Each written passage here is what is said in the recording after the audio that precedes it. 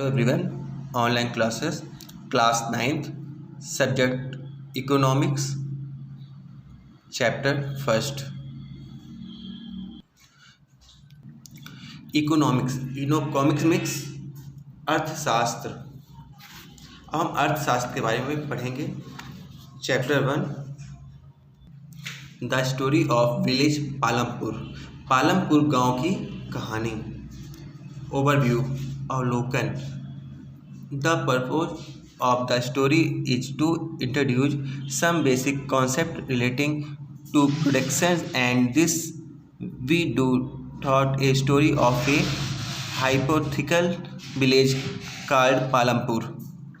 इस कहानी का उद्देश्य उत्पादन से संबंधित कुछ मूल विचारों का परिचय कराना है आपको, और ऐसा हम एक काल्पनिक गांव पालमपुर की कहानी के माध्यम से कर रहे हैं।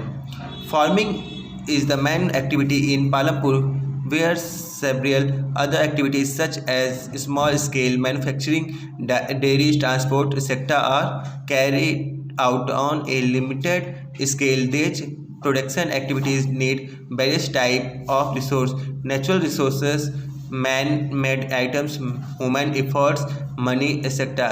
As we read throughout the story of Palampur, we will learn how various resources combined to produce the desired goods and services in the village। Palampur में खेती मुख्य क्रिया है, जबकि अन्य कई क्रियाएं जैसे लघु स्त्री विनिर्माण, डेयरी, परिवहन आदि सीमित स्तर पर की जाती है। इन उत्पादन क्रियाओं के लिए विभिन्न प्रकार के संसाधनों की आवश्यकता होती है, यथा प्राकृतिक संसाधन, मानव निर्मित वस्तुएं, मानव प्रयास, मुद्रा आदि। पालमपुर की कहानी से हमें विदित होगा कि गांव में इच्छित वस्तुओं और सेवाओं की उत्पत्ति करने के लिए विभिन्न साधनों किस प्रकार से समायोजित होते हैं। अब इंट्रोडक्शन, परिचय करते हैं। Palampur is well connected with neighbourhood village and towns. Raiganj, a big village, is 3 kilometers from Palampur and all weather roads connected the village to Rayganj and further on the nearest small town of Saipur. Many kinds of transport are visible on these roads, starting from bullock cart, tanga, bogies, wooden cart drawn by buffaloes loaded by jaggery and other commodities to motor vehicle like motorcycle, jeep, tractor and trucks। अब पालमपुर आसपास के गांव और कस्बों से भली भांति जुड़ा हुआ है। एक बड़ा गांव रायगंज पालमपुर से 3 किलोमीटर की दूरी पर है। प्रत्येक मौसम से यह सड़क गांव का रायगंज और उससे आगे निकटतम छोटे कस्बे सायपुर से जोड़ती है। इस सड़क पर गुड़ और अन्य वस्तुओं से लदी हुई बैलगाड़ियां, भैंसा बग्घी से लेकर अन्य कई तरह के वाहन जैसे मोटरसाइकिल, जीप, ट्रैक्टर और ट्रक तक देखे जा सकते हैं। This village has about 450 families belonging to several different castes. The 80 upper caste families own the majority of land in the village. Their houses, some of them quite large, are made of brick with cement plastering. The assess detail comprise on third of the population and live in one corner of the village and in much smaller houses, some of which are of mud and straw. Most of the houses have electric connection. Electricity powers all the tube well in the field and is used in various types of small business. Palampur has 2 primary schools and 1 high school. There is a primary health center run by the government and 1 private dispensary where the sick are treated। इस गांव में विभिन्न जाति के लगभग 450 परिवार रहते हैं। इस गांव में अधिकांश भूमि के स्वामी उच्च जाति के 80 परिवार हैं। उनके मकान, जिनमें से कुछ बहुत बड़े हैं, ईंट और सीमेंट के बने हुए हैं। अनुसूचित जाति दलित के लोगों की संख्या गांव में कुल जनसंख्या की 1/3 है और वह गांव की एक कोने में काफ़ी छोटे घरों में रहते हैं। इनमें से कुछ मिट्टी और फूस से के बने होते हैं। अधिकांश के घरों में बिजली है। खेतों में सभी नलकूप बिजली से ही चलाते हैं और इसका उपयोग विभिन्न प्रकार के छोटे कार्यों के लिए भी किया जाता है। पालमपुर से 2 प्राथमिक विद्यालय और एक हाई स्कूल है। गांव में एक राजकीय प्राथमिक स्वास्थ्य केंद्र और एक निजी औषधालय भी है जहां रोगियों का उपचार किया जाता है। The descriptions above show that Palampur has fairly well developed system of roads, transport, electricity, irrigation, schools and healthcare. Compare these faculties with those in our nearby village. अब उपयुक्त विवरण से स्पष्ट है कि पालमपुर पे सड़क, परिवहन के साधनों, बिजली, सिंचाई, विद्यालयों एवं स्वास्थ्य केंद्रों का पर्याप्त विकसित तंत्र है। इन सुविधाओं की तुलना अपने निकट के गांव में उपलब्ध सुविधाओं से कीजिए।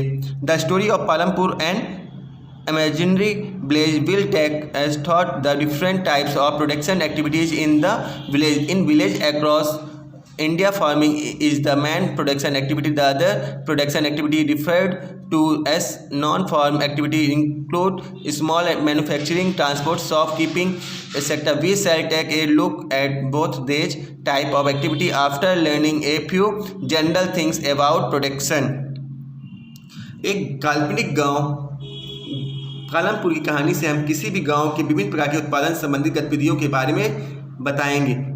भारत के गांवों में खेती उत्पादन का प्रमुख गतिविधि है। अन्य उत्पादन गतिविधियों से जिन्हें गैर कृषि क्रियाएं कहा गया है, लघु विनिर्माण, परिवहन, दुकानदारी आदि शामिल है। हम उत्पादन के बारे में कुछ सामान्य बातें जानने के बाद इस दोनों प्रकार की क्रियाओं पर विचार करेंगे।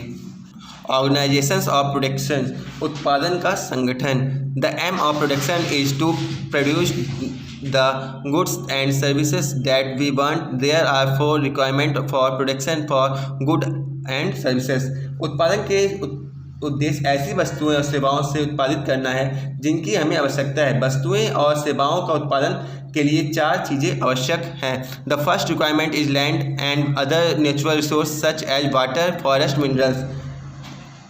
पहली आवश्यकता है भूमि तथा अन्य प्राकृतिक संसाधन जैसे जल, वन और खनिज।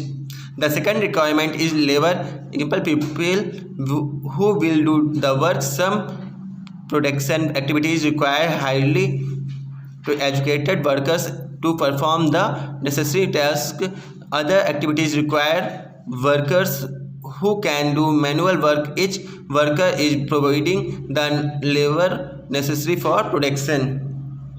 दूसरी आवश्यकता है श्रम, अर्थात जो लोग काम करेंगे। कुछ उत्पादन क्रियाओं के जरूरी कार्यों को करने के लिए बहुत ज़्यादा पढ़े लिखे कर्मियों की जरूरत होती है। दूसरे क्रियाओं के लिए शारीरिक कार्य करने के श्रमिकों की जरूरत होती है। प्रत्येक श्रमिक उत्पादन के लिए आवश्यक श्रम प्रदान करता है। The third requirement is physical capital, the variety of inputs required at every stage during production. What are the items that come under physical capital. तीसरी आवश्यकता भौतिक की पूंजी है, अर्थात उत्पादन के प्रत्येक स्तर पर अपेक्षित कई तरह के आगत। क्या आप जानते हैं कि भौतिक पूंजी के अंतर्गत कौन कौन सी मंदें आती हैं? Tools, machine, building tools and machines range from very simple tools such as a former flow to sophisticated machines such as generator, turbines, computers, etc. Tools, machines, building can be used in production over many years and are called fixed capital. औजार, machine, भवन। औजार तथा machine के अत्यंत साधारण औजार जैसे किसान का हल से लेकर परिष्कृत मशीनें जैसे जनरेटर, टरबाइन, कंप्यूटर आदि आते हैं। औजारों, मशीनों और भवनों का उत्पादन में कई वर्षों तक प्रयोग होता है और इन्हें स्थायी पूंजी कहा जाता है। Raw materials and money in hand production requires a variety of raw materials such as the yarn used by the weaver and the clay used by the potter. Also, some money is always required during production to make payment and pay other necessary items. Raw material and money in hand are called working capital. Unlike tools, machines and building, these are used up in production. कच्चा माल और नगद मुद्रा। उत्पादन में कई प्रकार के कच्चे माल की आवश्यकता होती है जैसे बुनकर द्वारा प्रयोग किया जाने वाला सूती और कुम्हारों द्वारा प्रयोग में लाई जाने वाली मिट्टी। उत्पादन के दौरान भुगतान करने तथा जरूरी माल खरीदने के लिए कुछ पैसों की भी आवश्यकता होती है। कच्चा माल तथा नकद पैसों को कार्यशील पूंजी कहते हैं। औजारों, मशीनों और भवनों का से भिन्न से ये चीज़ें उत्पादन क्रिया के दौरान समाप्त हो जाती हैं। There is a fourth requirement to you will need knowledge and enterprises to be able to put together land, labor and physical capital and produce and output either is used ourselves to or to sell in the market. This stage is called human capital. We shall learn more about human capital in the next chapter. एक चौथी आवश्यकता भी होती है जो आपको स्वयं उपभोग हेतु बाजार में बिक्री हेतु उत्पादन करने के लिए भूमि, श्रम और भौतिक पूंजी को एक साथ करने योग्य बनाने के लिए ज्ञान और उद्यम की आवश्यकता पड़ेगी। आजकल इसे मानव पूंजी कहा जाता है। मानव पूंजी के विषय में और अधिक अध्ययन हम नेक्स्ट अध्याय पे करेंगे। Every production is organised by combining land, labor, physical capital and human capital, which are now as factor of production. As we read through the story of Palampur, we will learn more about the first three factors of production. For conventions, we will refer to the physical capital as the capital in the chapter. उत्पादन भूमि, श्रम और पूंजी को संयोजित करके संगठित होता है जो जिन्हें उत्पादन का कारक कहा जाता है। पालमपुर की कहानी के पढ़ने में क्रम से हमें उत्पादन में प्रथम 3 कारकों के बारे में और अधिक सीखेंगे। सुविधा के लिए इस अध्याय में हम भौतिक पूंजी को पूंजी कहेंगे। फार्मिंग इन पालमपुर, पालमपुर की खेती। लैंड इज फिक्स्ड, भूमि स्थिर है। Farming is the main production activity in Palampur. 75% of the people who are working are dependent on farming for their livelihood. They could be farmers to farm laborers. The well-being of these people is closely related to production on the farm. Palampur की खेती उत्पादन की प्रमुख क्रिया है। काम करने वालों में 75% लोग अपनी जीविका के लिए खेती पर निर्भर होते हैं। वह किसान अथवा कृषि श्रमिक भी होते हैं। इन लोगों के हित खेतों के उत्पादन से जुड़ा हुआ है। But remember that there is a basic constant in raising farm production. Land area under cultivation is practically fixed since 1960 in Palampur. There has been no expansions in land area under cultivations. By then some of the western lands in the village had been converted to cultivable lands. There existed no further scope in increase from production by bring new land under cultivation. लेकिन याद रखिए, कृषि उत्पादन में एक मूलभूत कठिनाई है। खेती में प्रयुक्त भूमि क्षेत्र विस्तृत स्थिर होता है। पालमपुर में 1960 से आज तक जुताई के अंतर्गत भूमि क्षेत्र में कोई विस्तार नहीं हुआ है। उस समय तक गांव के कुछ बंजर भूमि को कृषि योग्य भूमि में बदल दिया गया था। नई भूमि को खेती योग्य बनाकर कृषि उत्पादन की ओर बढ़ाने में कोई गुंजाइश नहीं है। Second, is there a way one can grow more from the same land? क्या उसी भूमि से अधिक पैदावार करने का कोई तरीका है? In the kind of crops grown and faculties available, Palampur would resemble a village of the western part of the state of Uttar Pradesh. All land is cultivated in Palampur. No land is left idle during the rainy season. Kharif farmers grow jowar and bajra. These plants are used as cattle feed. It is followed by cultivation of potato between October and December. In the winter season, rabi fields are so with wheat. From the wheat produced, farmer keep enough wheat for the family's consumptions and sells the surplus wheat at the market at Raiganj. A part of the island area is also devoted to sugarcane, which is harvested once every year. Sugarcane in its raw form or as jaggery is sold to traders in Shahpur.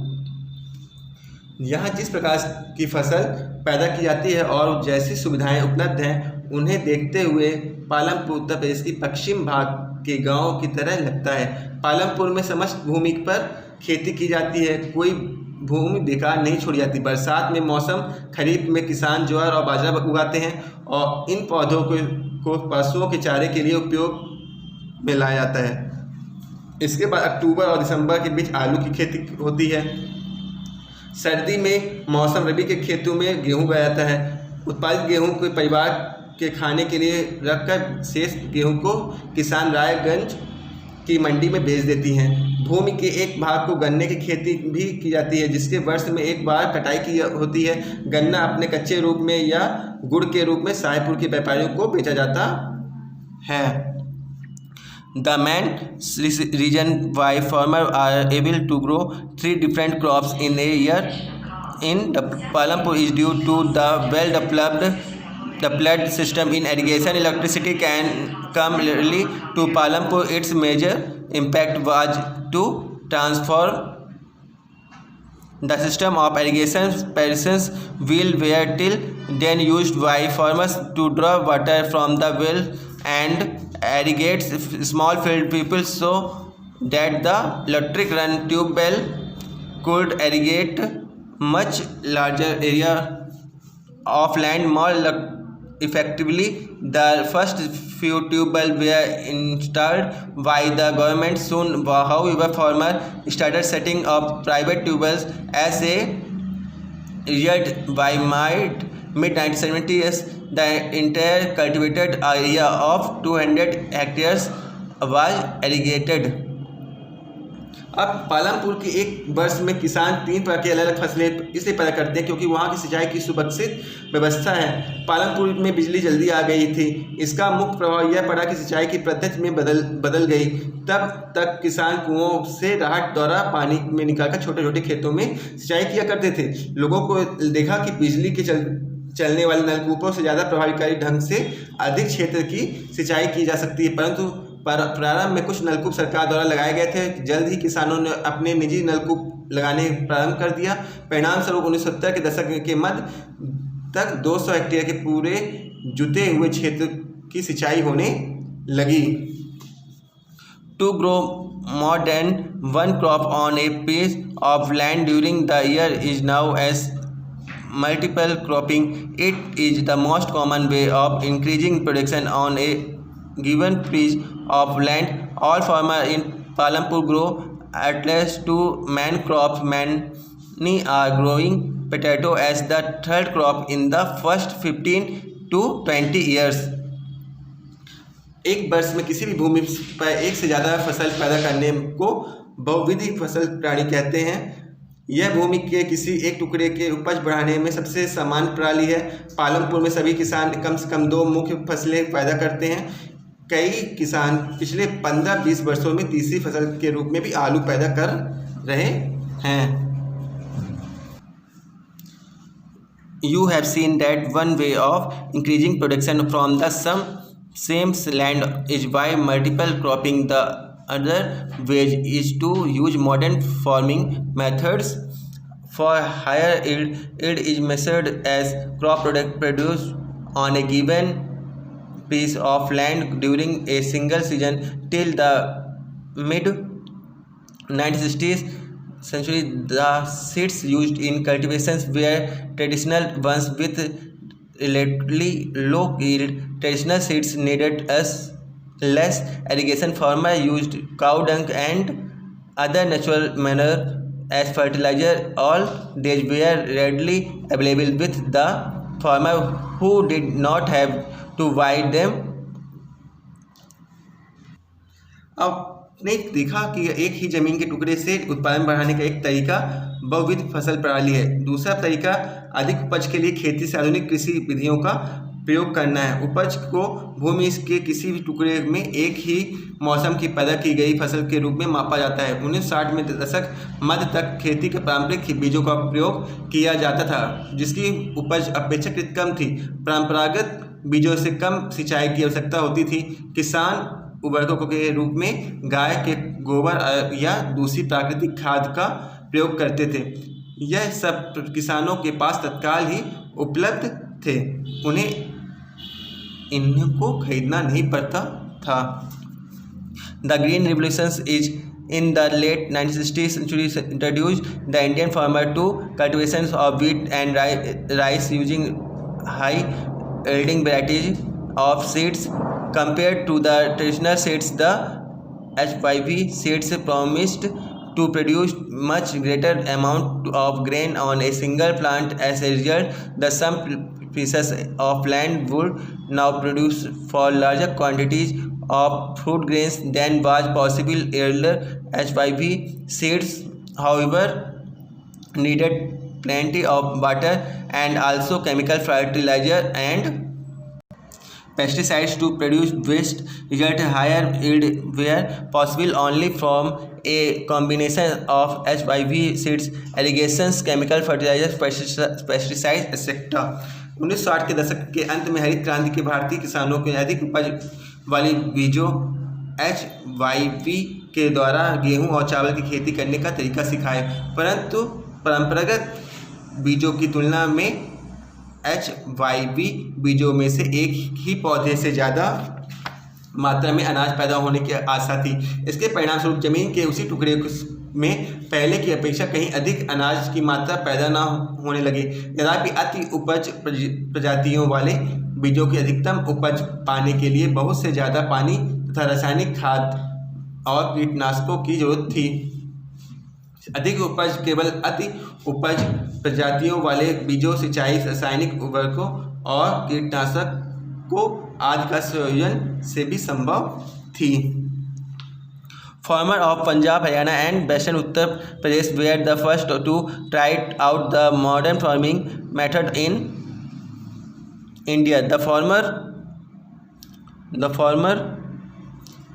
in these regions set up tube wells for irrigation and made use of HYV seeds, chemicals, fertilizers and pesticides in farming. Some of them brought from machinery like tractors and thresher, which made ploughing and harvesting faster. They were rewarded with high yields of wheat.